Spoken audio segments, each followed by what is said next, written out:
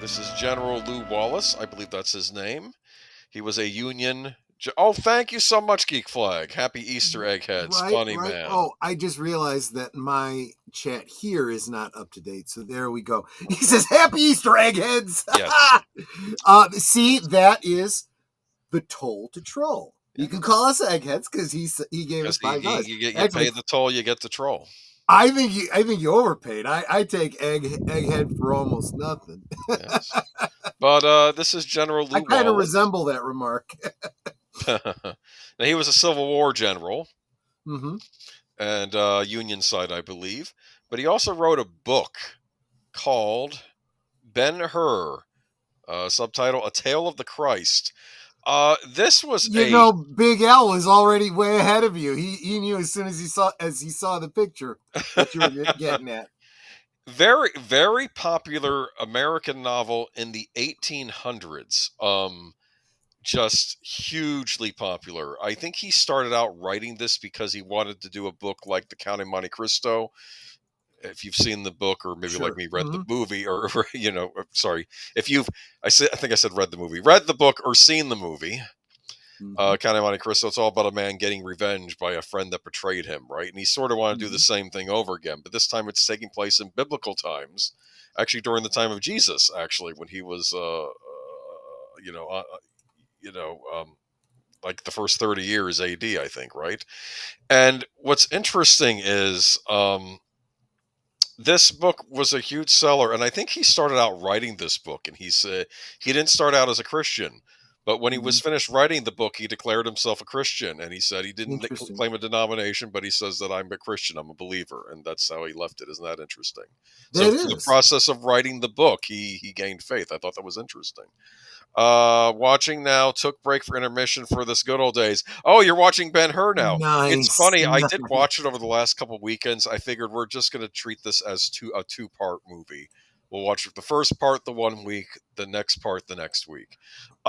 This is made in the 19th. Of course, let me go over this a little bit. Ben-Hur, though, hugely popular book, became a hugely popular stage production in the late 1800s. Did you know this? Gosh, I can only imagine how they staged that. They had horses and chariots on the stage. Yeah.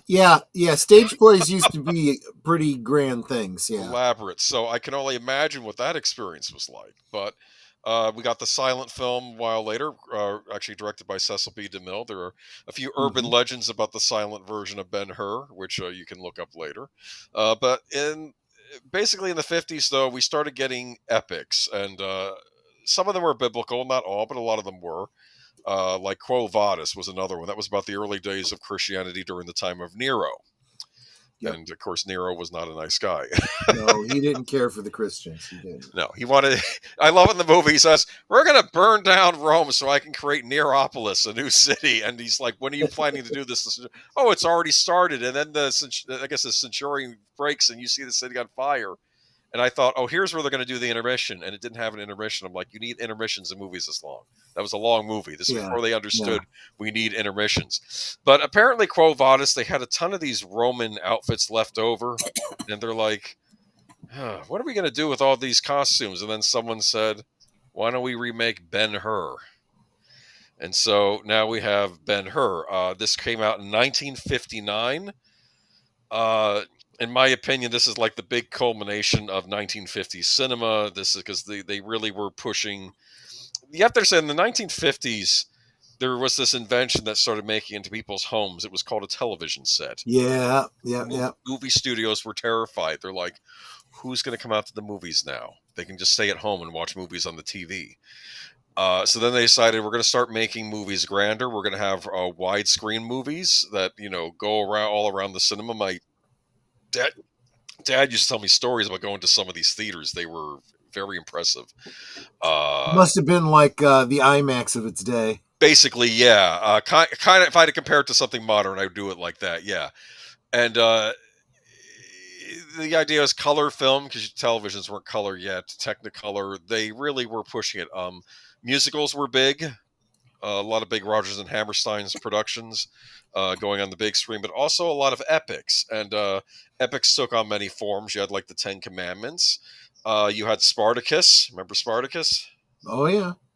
You had Giant, which was an American epic, so it wasn't a biblical epic, but it still had that epic feel. It took place in, I guess, the West.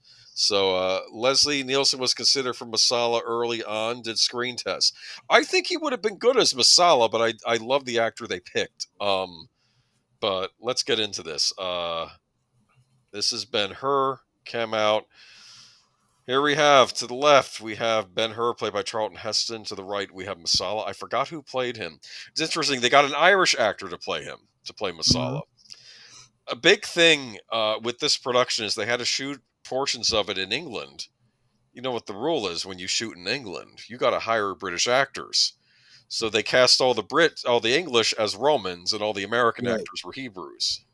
You understand? Okay. Yeah. Yeah. So it was a, and that's sort of where we got the thing of, oh, the English always play villains. Well, it's always because you have to hire English when you made movies, on sets over there. That's a great point. Yeah, so they wouldn't give them the leading roles, but they would still give them speaking roles. So they would get the villain roles. That's where a lot of that comes from.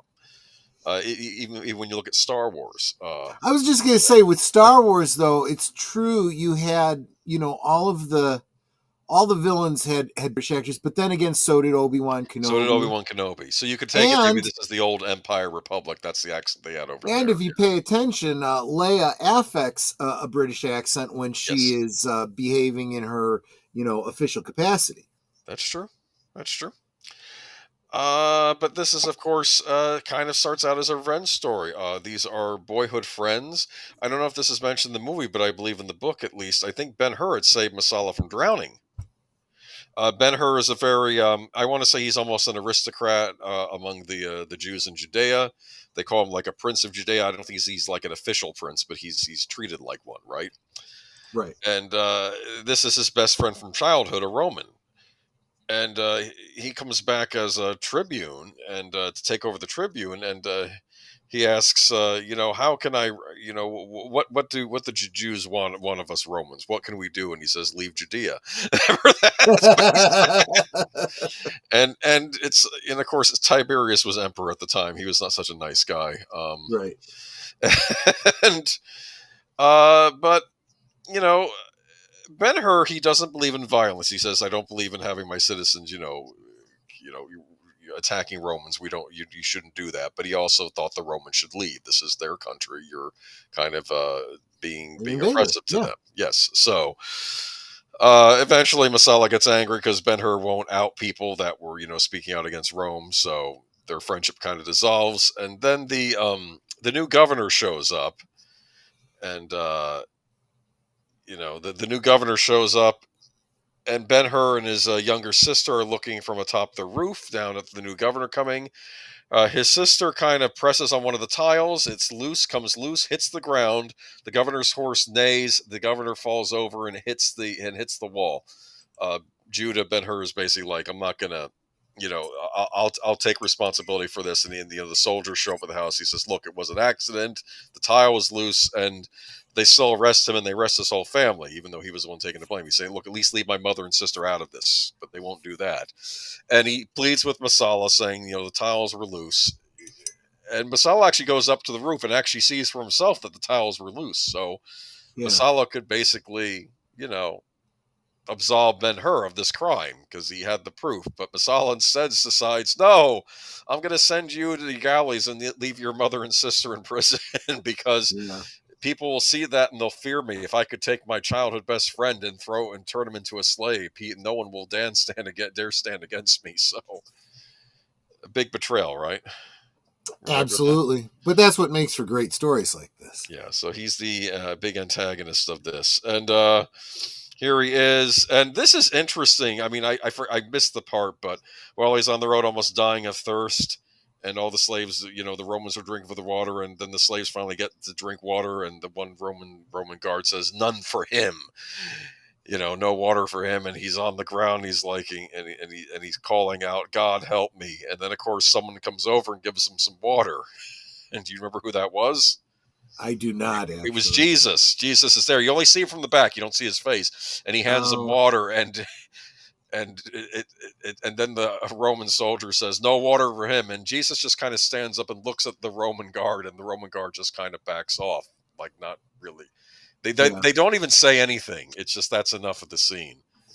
But he still ends up getting into a Roman galley, and there's this great scene with the galley ships fighting pirates from Macedonia who are raiding Roman ships.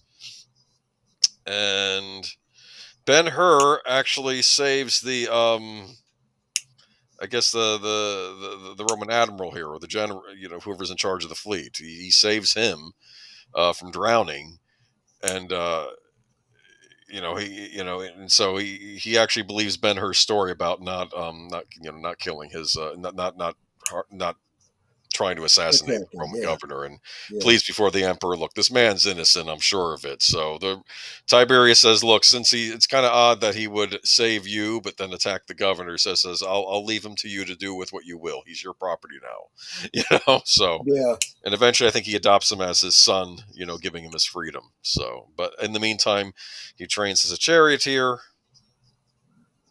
I'm kind of reiterating the whole plot. And he finds out from this Arab merchant that masala. This is where you need the trigger warning or the cultural whatever, right? What cultural whatever? I don't think anyone in this movie is treated with disrespect. Even the Romans are more nuanced than you think they'd be. You figure. No, you put makeup on somebody to make them darker to play a different ethnicity, and all of a sudden, everyone loses their minds.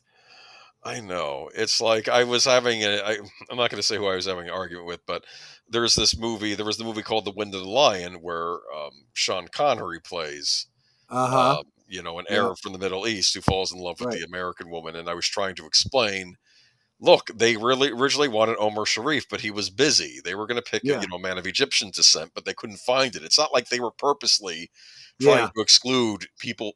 Never mind. You know what I'm saying.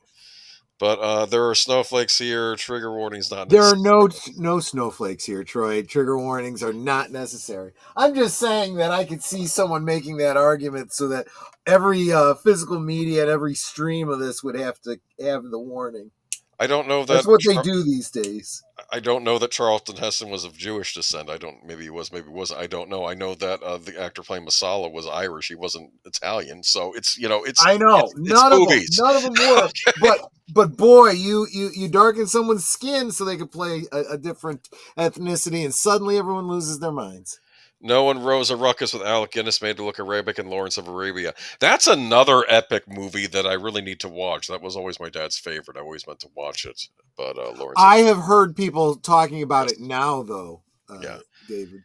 Yeah. Huge deal. Big influence on Steven Spielberg, actually. He was a huge fan of that movie growing up. Wow. I want to make a point that I don't know if we have this habit of looking at older movies and thinking, oh, these are cheap or they didn't have the budgets they do now. This thing had a budget. These chariot races, there's no green screen, or back then they just would have had a film projector behind him. Everything is being shot in real time.